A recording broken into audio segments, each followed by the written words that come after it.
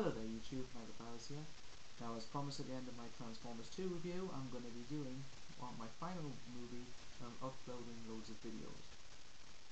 Now, I have been waiting to do this review for a long time. I've been wanting to review this movie for ages because I have quite a lot I want to say about this movie. It's Harry Potter and the Half-Blood Prince.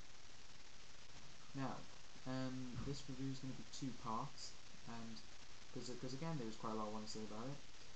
Now, this first half is going to be dedicated to stuff that, well, I'm going to tell you the plot of the film and all the stuff that I thought were positive.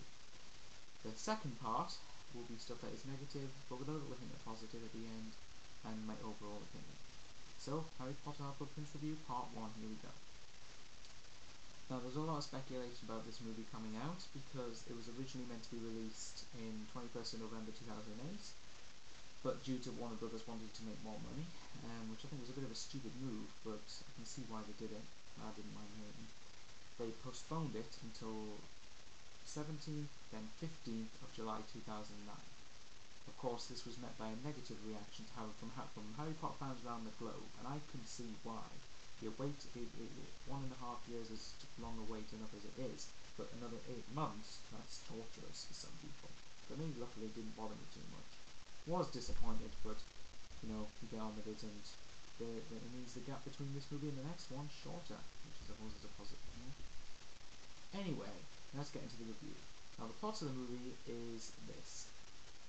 After the last encounter at the end of Harry Potter and the Order of the Phoenix with Voldemort, Harry is entering the 6th year at Hogwarts School of Witchcraft and Wizardry. But before he does enter this, Dumbledore, the headmaster of Hogwarts, recruits his help into, recruiting an old friend, Horace Slughorn, played terrifically by Jim Broadbent. I just had to get that out of my system. Anyway, he recruits Horace Slughorn into teaching potions. So then, of course, after that, then Harry stays at the Burrow for the rest of his holidays. Then, of course, when they return to Hogwarts, they discover that Horace Slughorn is going to be potions teacher, as said to Harry earlier on in the movie. But of course, at the start of the film, the Death Eaters are attacking. Voldemort's tightening his grip on the Wizarding World as Harry starts his 6th year at Hogwarts. Then, of course, loads of things start to come in the gear. Harry then starts to get sneaky suspicions that Draco Malfoy is a Death Eater, and later on in the film you see why he's suspicious of it.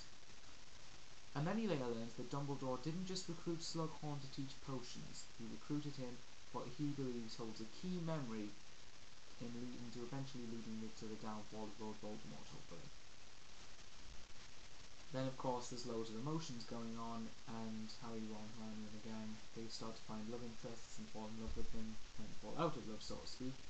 And then, of course, it leads to pretty much one of the biggest discoveries, major plot discoveries for the next films.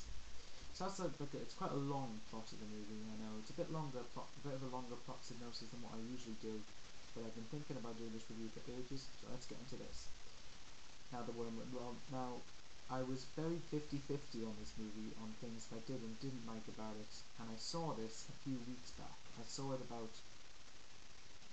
roughly nearly 4 weeks ago, so there's quite a lot of things to say. So first of all, I'm going to get into the stuff I really liked about this movie. Now, first of all, like I said, I always start with the acting. Acting-wise, I think this is the best of the Harry Potter series so far. I think that ultimately, Harry Potter and Half-Blood Prince, acting-wise, has been the best of the series, and it's got really great performances, particularly from the three cast members and Dumbledore.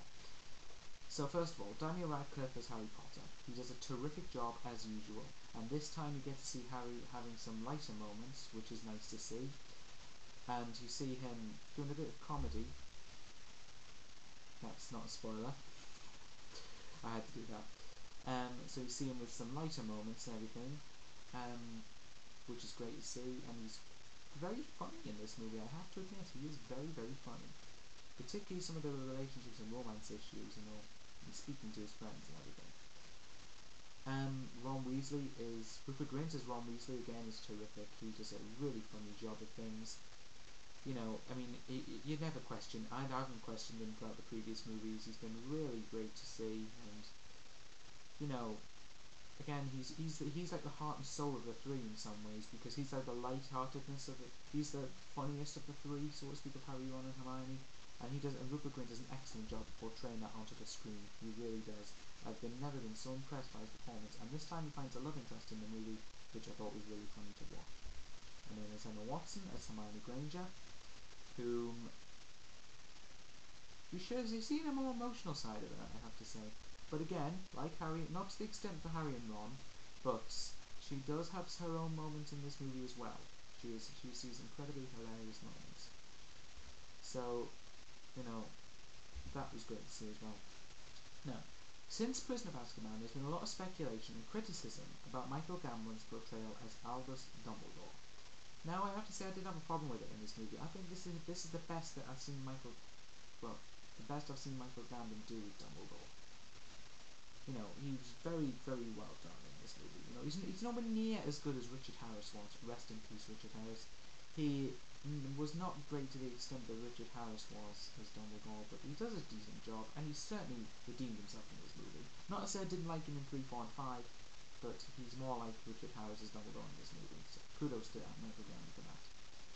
Alan Rickman does a really good job as playing Snape, and he has a bit more of a role this time around, which was a great thing, because in the 5th movie his role was very limited down to more like you could say a cameo.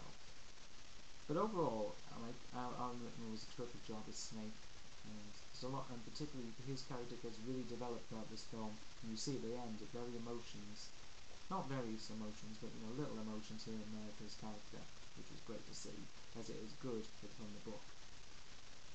Jim Broadbent, of course, now he's a new addition to the cast as Horace Slughorn. He is excellent as Horace Slughorn. You couldn't have picked. I'm so glad they picked Jim Broadbent for this movie, because after watching it, his performance was so memorable. You know, he was funny, he had cleverness, a little bit of decency in there. He just portrayed the character so well from the book. It was so unbelievable. It was better than I thought it was going to be. After seeing him in Hot Fuzz, I really think I couldn't see Jim Broadbent as Horace Slughorn. I really couldn't. So there you go. So that was quite long. There's about 2 or 3 minutes there acting wise, but you know, again, I've got 2 parts for this. So anyway, other things I liked about it. I liked the script. I'm very glad that Steve Kloves decided to write the script for this movie based on a book. I forgot to mention, I did read the 6th and 7th books. So, the 6th book was pretty decent. It's my least favourite out of the longest ones, but it's still it's a really good book to read, and it's incredibly important, as is the movie, the stuff that's going to set up for the final ones. And I think Steve Kloves does that pretty well. That's pretty decent, you know. I mean, it could have been better at the same time, but it was one of the things I also really liked about this movie, was that the script was quite well written, and the dialogue is really well done as well. Kudos to that. Another thing I liked about it was the score. Now, Nicholas Hooper, who did the score for this movie, also did the score for Harry Potter and the Order of the Phoenix, and I thought he did a decent job on Order of the Phoenix. Now again, score-wise for music, Harry Potter Half-Blood Prince is the best, but if you want to buy any soundtrack, this is on a par, I think, with Goblet of Fire, if not better. I think the score for this movie was incredibly great. It was terrifically well done. It's even outstanding. The music for this movie is outstanding. It fits the tone perfectly. It takes it from the book exactly how it should be. And particularly, the opening... Now, if you go on YouTube and type in Harry Potter Half-Blood Prince music, and then you'll come up with a bunch of stuff. The opening music, the music in terms of the relationships, the light-hearted music is funny, and particularly the music at the end is fantastically done. It's really emotional to hear, believe me, it is. But don't do it unless you've seen the movie or read the book. I'm strongly advising you now. Don't go to listen to the music unless you've either seen the movie or read the book. Score was just terrific. It was so emotional. It didn't make me cry, but it's quite hard to movies make me cry. I'm not going to sound all tough and everything, but there you go. But score-wise, it was just fantastic. Kudos to Nicholas Hooper. A shame he's not returning for Deathly Hallows. I just wish that he was. But John Williams might be returning, who did the score for the first 3 movies, which is great. So that's like the majority of things that I really did like about it. You know, it was incredibly well done to see, and I mean, there were light-hearted moments in this movie, which is great. You know, you get to see the characters in light-hearted moments. So that was one great thing about it. Now, this pretty much comes to the end of part 1. Those were the, now there's going to be quite a lot of things in part 2 that I say I didn't like about it, but, you know, I still did enjoy this movie. I'm going to go out of this video with that in mind. I still did enjoy this movie. Whatever people might think, I still did enjoy Harry Potter and Half-Blood Prince. So that's the end of my part 1 review of Harry Potter and Half-Blood Prince. I hope you enjoyed that, and stay tuned for part 2.